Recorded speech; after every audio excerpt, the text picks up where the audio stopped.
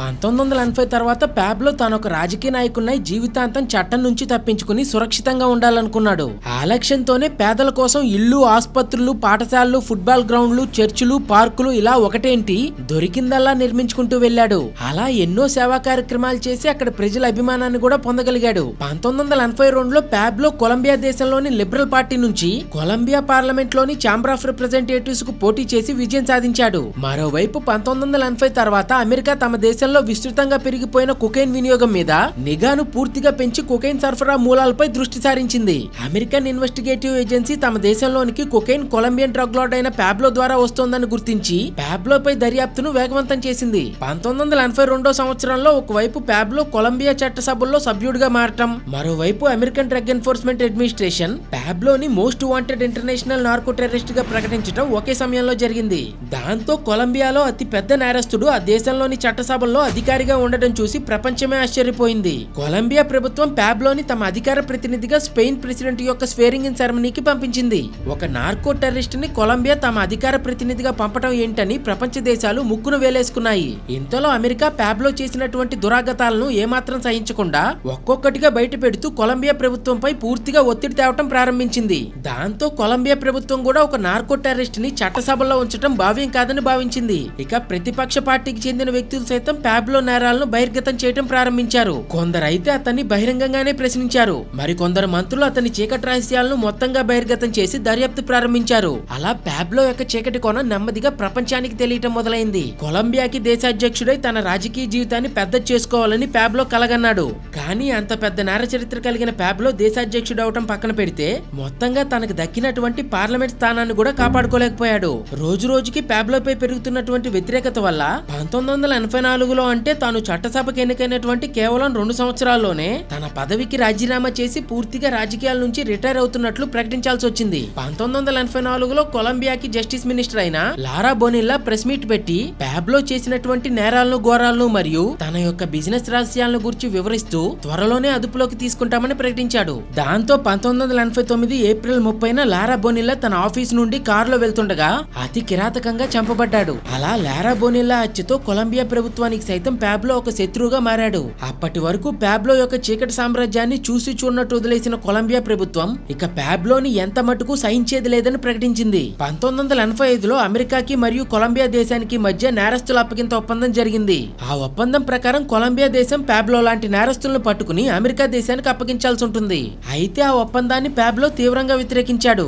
ఎప్పుడైతే అమెరికాకి కొలంబియాకి మధ్య ఆ ఒప్పందం జరిగిందో ఇరు దేశాలు ప్యాబ్లో కోసంగా విస్తృత స్థాయిలో వేట మొదలుపెట్టాయి. దాంతో ప్యాబ్లో 2 దేశాల యొక్క ఏజెన్సీలకు చిక్కకుండా తన అనుచరులతోనే రహస్యంగా తన చీకటి వ్యాపారాన్ని కొనసాగించాడు. నిజానికి ప్యాబ్లోని పట్టుకోవడం అమెరికాకు అంత పెద్ద విషయం కానప్పటికీ ప్యాబ్లో మాత్రం తన డబ్బు మరియు పలుకుబడిని ఉపయోగించి ఎప్పటికప్పుడు సెర్చ్ ఆపరేషన్లు జరగకుండా అడ్డుపడుతూనే ఉన్నాడు. 1985 నవంబర్ 4న తన నేరాలపైన పూర్తిగా విచారణ ప్రారంభించినందుకు కొలంబియా సుప్రీంకోర్టు పైన ప్యాబ్లో ప్రైవేట్ సైన్యం భీకరంగా దాడి చేసింది. ఆ దాడిలో 48 మంది కొలంబియా సైనికులు మరణించారు. ప్యాబ్లో మీద విచారణ జరుపుతున్నందుకు ప్రతీకారంగా కొలంబియా సుప్రీంకోర్టు జడ్జిలనే టార్గెట్ చేసుకుని భీకరంగా కాల్పులు జరపగా ఆ దాడిలో 12 మంది సుప్రీంకోర్టు న్యాయమూర్తులు మరణించారు. అప్పటి వరకు ఒక క్రిమినల్ తన మీద జరుగుతున్నటువంటి విచారణ ఆపేందుకు న్యాయమూర్తులను సైతం చంపడం అనేది ఎవరు కల్లో కూడా ఊహించుండరు. కాబట్టి ఆ ఒక్క సంఘటన చాలు ప్యాబ్లో తన సామ్రాజ్యాన్ని కాపాడుకునేందుకు ఎంతకైనా తెగిస్తాడని చెప్పడానికి. ప్యాబ్లో దారికి అడ్డొచ్చిన ప్రతి అధికారికి ప్యాబ్లో గ్రూప్ నుంచి బెదిరింపులు వెళ్లేవి.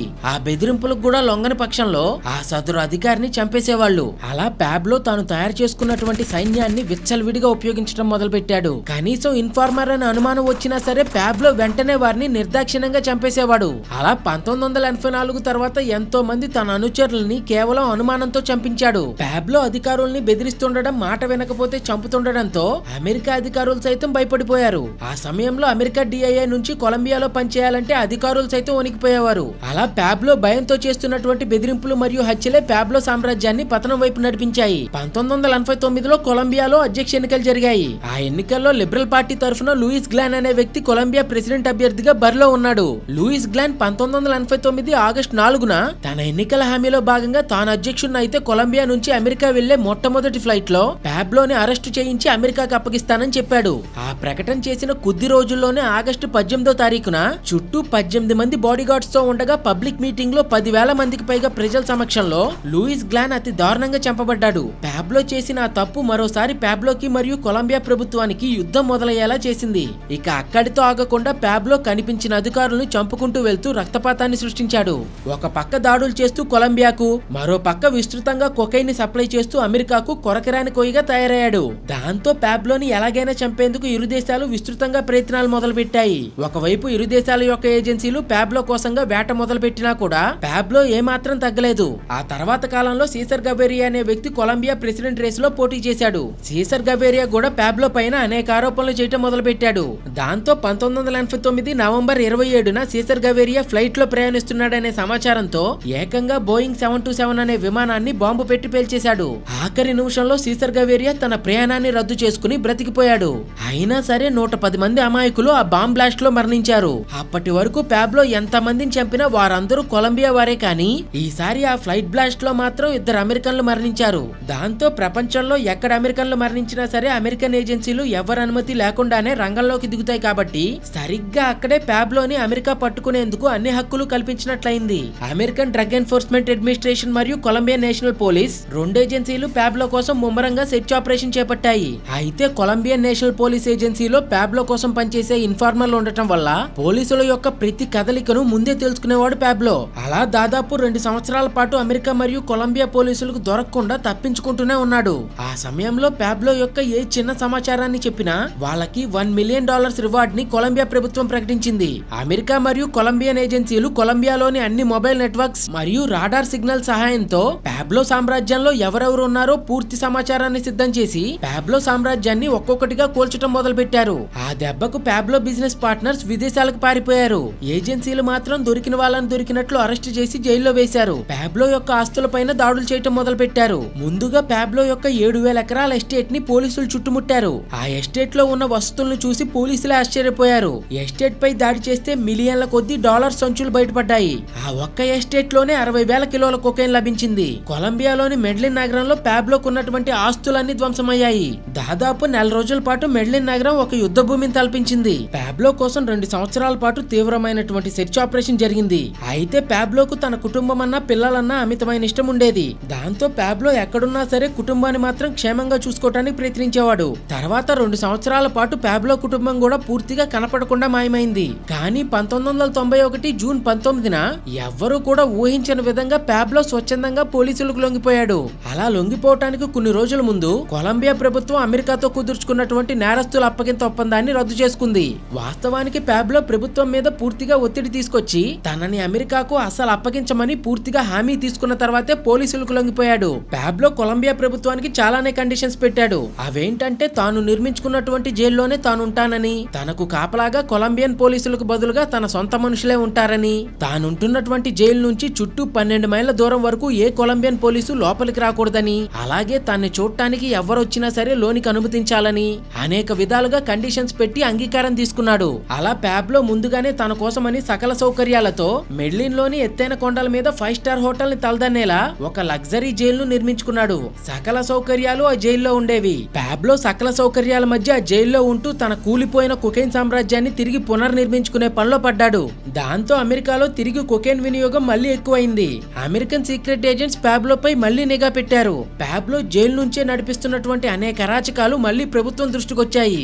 అమెరికా ప్రభుత్వం కొలంబియాపై మళ్లీ ఒత్తిడి తీసుకురావటం మొదలుపెట్టింది. 1992లో పాబ్లో జైల్లోనే తన 2 అనుచరులను అనుమానంతో అతి కిరాతకంగా చంపేశాడు. దాంతో కొలంబియా ప్రభుత్వం పాబ్లో ఇక మారడని సర్వసాధారణమైనటువంటి జైలుకి మార్చడానికి నిర్ణయించుకుంది. ఆ వార్తను ముందుగానే తెలుసుకున్నటువంటి పాబ్లో జైలు నుంచి తేలిగ్గా తప్పించుకున్నాడు. పాబ్లో 2 దేశాల పోలీసులకు చిక్కకుండా మారువేషంలో అజ్ఞాతంలోకి వెళ్లిపోయాడు. జైలు నుంచి ఒక నేరస్తుడు తప్పించుకుని వెళ్లిపోవడం కొలంబియా ప్రభుత్వానికి అవమానకరంగా మారింది. అతని సమాచారం ఇచ్చిన వారికి 2.7 బిలియన్ పీసోస్ బహుమతిగా ఇస్తామని ప్రకటించింది. తన సిగ్నల్స్ ని ఎవరూ ట్రాక్ చేయకుండా రేడియో టెలిఫోన్ ద్వారా ఫ్రీక్వెన్సీని మారుస్తూ కమ్యూనికేట్ చేసేవాడు పాబ్లో. ఎవరికీ అర్థం కాకుండా కోడ్ నేమ్స్ తో మాట్లాడేవాడు. American army top intelligent agents అందరూ అన్ని ఫోన్ కాల్స్ ని ఇంటర్సెప్ట్ చేయడం మొదలు పెట్టారు. తమకు అనుమానం వచ్చిన ప్రతి ఇంటిని జల్లెడ పట్టారు. అయినా సరే పాబ్లో ఆచూకీ ఏమాత్రం దొరకలేదు. 1993 అక్టోబర్ 11న పాబ్లో తన భార్యతో మాట్లాడినటువంటి కన్వర్జేషన్ ని ఇంటర్సెప్ట్ చేసి పాబ్లో మెడ్లిన్ లోని ఒక మౌంటైన్ మీద ఉన్నాడనే విషయాన్ని తెలుసుకున్నారు. వెంటనే అమెరికా మరియు కొలంబియా పోలీసులు మౌంటైన్ చుట్టూ సెర్చ్ ఆపరేషన్ మొదలు పెట్టారు. కానీ ఆ ఆపరేషన్ కూడా ఫెయిల్ అయింది. ఇంతలో పాబ్లో యొక్క వ్యాపార సామ్రాజ్యానికి వారసులు కేసులు లేకుండా చేసేందుకు పాబ్లో వ్యతిరేక డ్రగ్ ముఠా అయినటువంటి కాలి కార్టిల్ పాబ్లోని మరియు తన యొక్క అనుచరుల్ని కుటుంబాన్ని టార్గెట్ చేసుకుని దాడులు ప్రారంభించారు. పాబ్లో యొక్క భార్య పిల్లలు కాలి కార్టిల్ నుంచి తప్పించుకునేందుకు ఏకంగా కొలంబియా ప్రభుత్వం దగ్గరికి వెళ్లి వాళ్ళకి రక్షణ కల్పించాలని వేడుకున్నారు. దాంతో ప్రభుత్వం వారిని సీక్రెట్ గా ప్రత్యేకమైన విమానంలో దేశం దాటించే ప్రయత్నం చేసింది. ఆ ప్రత్యేకమైన విమానం ఎటువంటి సమాచారం లేకుండా జర్మనీలో ల్యాండ్ అయింది.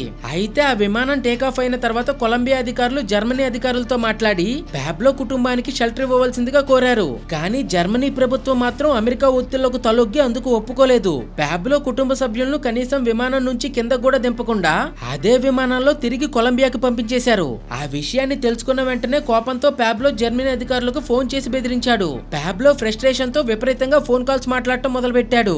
అండర్ గ్రౌండ్ లో ఉన్న పాబ్లో తన పరిస్థితిని పూర్తిగా మర్చిపోయి తన ఫోన్ కాల్స్ ని ట్రాక్ చేసే అవకాశం ఉన్నా కూడా కుటుంబం కోసం తాను పెట్టుకున్నటువంటి బౌండరీస్ ని ఎప్పుడో దాటేశాడు.